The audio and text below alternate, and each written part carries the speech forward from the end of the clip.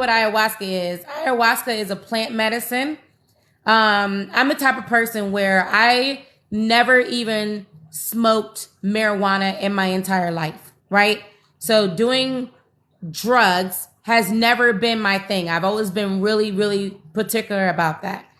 So when I started getting like pulled to do ayahuasca, it was because the more I started doing this work with working with women, I was like, I've been doing a lot of one-on-ones, a lot of coaching. The more my practice grew, I realized that there was a strong calling on me and that I had a responsibility to clear anything that kept me from being my highest and best for those who came to me, right?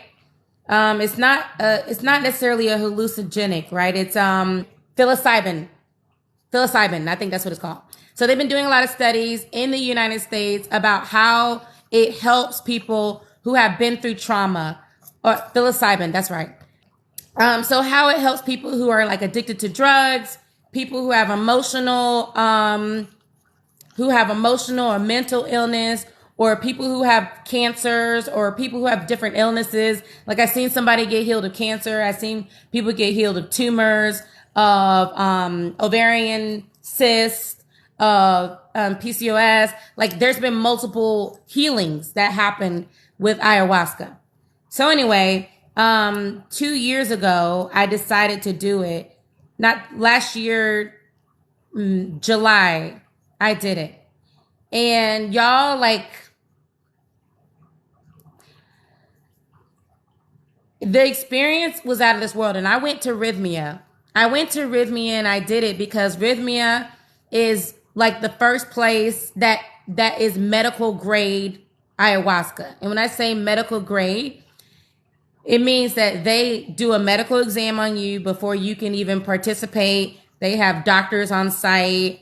They have a medical license to be able to do it. They're located in Costa Rica. And a lot of celebrities, a lot of well-known people do it. Michael Beckwith is one of the co-owners. Martin Luther King Jr. the third, he's on the board. And I got to meet them, all of them, when I went. I went to Rhhythmia. Yeah, I went to Rhhythmia in Costa Rica. And so I wanted to make sure that it was a place where it was going to be like legit shamans. It was going to be a safe environment. I wanted to make sure that it was like, it was going to be a powerful experience. And it was. Like, there were things in my bloodline that I didn't realize was in my bloodline that I was able to clear just from doing the ayahuasca. Like it was, I walked away a brand new person. And so much so that my husband, he's very supportive when it comes to me doing like my spiritual stuff. My husband saw how much I changed after I did the ayahuasca, and he got curious and he was like, I want to do it too. So me and him went back. I went back with him in March. And it was really powerful. Like I literally got like a whole upgraded husband. Like Love Bug was amazing before, but after the ayahuasca, it just took him to another level. It just took him to another level. It was really powerful. Like I stopped. I didn't want to drink anymore. I have no desire to drink. None. Like I might drink once in a purple, green, orange moon, but like I would force myself. I don't like to drink, There's a lot of ways that I would think that I just don't think anymore. There was trauma from my bloodline that happened to my grandmother. I found out that my grandmother was raped when she was 7. And that moved down the bloodline, and I was able to clear that. Because when you do ayahuasca, you're like healing for generations. And you're doing something that is powerful for your family too. There was like so many things I've seen. So will you hallucinate? For somebody who asked me, like, is it a hallucinogenic? Yeah, like you're gonna hallucinate, I guess, if that's what you call it. But it's not like a drug where you're just like, oh my God, I'm seeing things. It's more like think of this. It's like, the movie, the Scrooge? And the Scrooge, like he has the ghost from Christmas past that comes to visit him, and then the ghost from Christmas present, and then the ghost from Christmas future that comes, and it allows you to get to see who you really are, and then see like how the way you are is leading you to a particular path, and it allows you to see your future. It allows you to see like at how you and the way you are and the traumas that's in you is affecting your current future.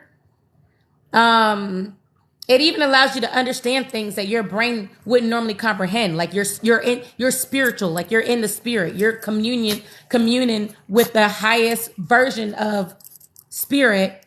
And so you start to learn or become aware of things your regular mind wouldn't become aware of. If I talked to you guys about the things that I saw and that I became aware of, you would think I was crazy. It was like out of this world. When I heard other people's stories, if I would have heard their story before I did ayahuasca, I would have said that they were crazy. I would have been like, there's no way. And then now that I've done it, I'm like, oh, okay. Like, makes complete sense.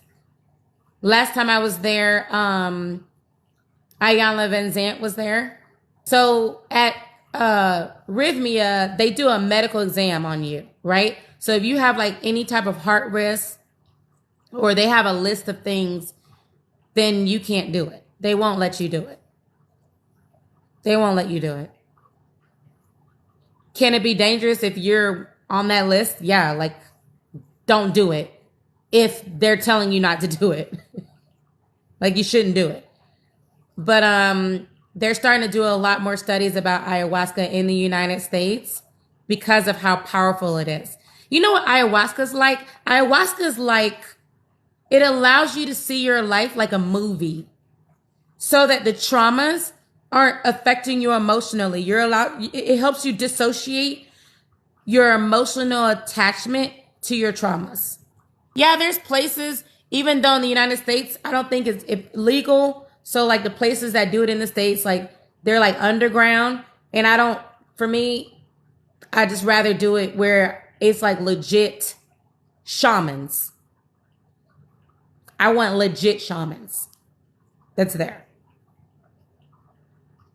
I don't want to worry about like the place being raided. Like, that's just me. I don't know. That's just me. But I have a lot of friends that will go to places in the United States to do it. And, whatever works for you.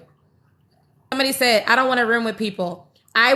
Listen, I do not room with people. Like, I have a big thing about that. Like, when I worked in pharmaceutical sales and we would go to company meetings, I'm like, it was big for me. I would rather pay for my room than to room with somebody. So when I went to Rhhythmia the first time, I paid to do it by myself, to be in my own room. So when I saw I had a roommate, I was walking out of the room to go back to the office, be like, no, you guys made a mistake. Like, I don't room with people. And I was walking out the room, and then Spirit said, stop. Do not change this. Your roommate is part of your healing. There's something magical about when they partner you up with a roommate that you don't know. It's actually better when you have a roommate, and it's better when you have a roommate that you don't know. Trust me. It's like you guys have been divinely selected to room together, and it's part of your healing journey. The moment that you decide to go, then it's like Mother Aya starts working with you. So spiritual things will start happening in your life. Things will start moving in place. So the person you room with is part of that process. So you really want to be open-minded, right? You don't want to like stick to your old ways, because ayahuasca breaks all of that down to build you up so that you're able to be free to have the life that you were meant to have, to be the highest version of you, the happiest, healed version of you. Like, it's really powerful. So what I normally recommend for my students is you go through D.I.V.A University or Boss D.I.V.A University first. Then you do Rhhythmia so that you can clear the rest of your subconscious blocks, like from down your bloodline, emotional, subconscious, all of that stuff. And then after that, you do Dr. Joe Dispenza. Because when you do Dr. Joe Dispenza's week-long retreat, then you've cleared your stuff, a lot of the stuff that can block you from having the amazing meditations. And then it just makes it even that much better. A lot of people go and do ayahuasca to break addictions, all kinds of addictions. There's like multiple testimonials about that. I did ayahuasca because of the medicine, because I really wanted the medicine, and I really wanted to be able to fully show up for everybody who's called to me. Seen people like healed of all kinds of illnesses, diseases, all kinds of things. It really is. It really is a powerful release. Like I went in it and I told you guys, like I went into ayahuasca and I wasn't scared. Like a lot of the people that were there before we did the first ceremony, they were like nervous about doing the first ceremony. And I was like, why are you guys so scared? I don't understand. I don't get it. I don't know why you're scared. And then after I did the first ceremony, I was like, okay, nothing to be scared of, but it definitely brought up a lot of stuff that needed to be healed, right? And I'm glad I didn't know. I'm glad I didn't have any idea. Then the second day, it was so much better because it was so much love. It was so much peace, self-acceptance, all of that. You're not hallucinating. If that makes any sense, you're not hallucinating. You might be seeing like fractal patterns, and when you see like certain patterns, it's so beautiful. Like I remember seeing my hand turn into like multiple fingers, and I would see like different shapes, and I was like, oh, it was so beautiful. Like that part it was so beautiful. It was so beautiful, and it feels like you have like an angel that's talking to you, that's teaching you. It feels like you're being taught. You know, it feels like you have like this teacher that's allowing you to see things, and they're showing you as if you're like in the movie of your life, but you're able to see the movie of your life from a different version. And sometimes you might even see the movie of like your grandmother's life or your father's life or your mother's life. It's not like LSD. No, it's not. LSD is like a high, right? Ayahuasca is not like it's not to get you high. You don't get high. So if you're setting the intentions for $4,000, then you never want to say, the universe, I need this. And you want to write it down like you already have it. You never want to say need, because if you ever manifest in a need, then you're just creating more need. You're just creating more need. So you never want to like be in a need for creation at all. You said, how long is the process? Like, how long is the ayahuasca process? Do you ingest anything? Yeah, you're ingesting, like they mix it up. It's like roots from a plant, and they mix it up in the way that, I don't know, their tribal mix that they do. And it tastes like dirt. I'm just going to tell you the truth. It tastes like dirt. It's not, it don't taste good. Okay? Ayahuasca is not for the faint at heart. If you're looking for something that tastes like cherries, ma'am, this is not it. It does not taste like cherries. It tastes like dirt. But you're not really focused on that. You're focused on, I want to heal. I want to be free. I want everything that's blocking me from all my good to be moved out the way. That's what you're focused on. So you're not focused on the dirt. You're not even focused on the fact that you're going to be purging. Because you're going to be purging, because you're purging all those lower frequencies that are in your body. You're purging that out of your body.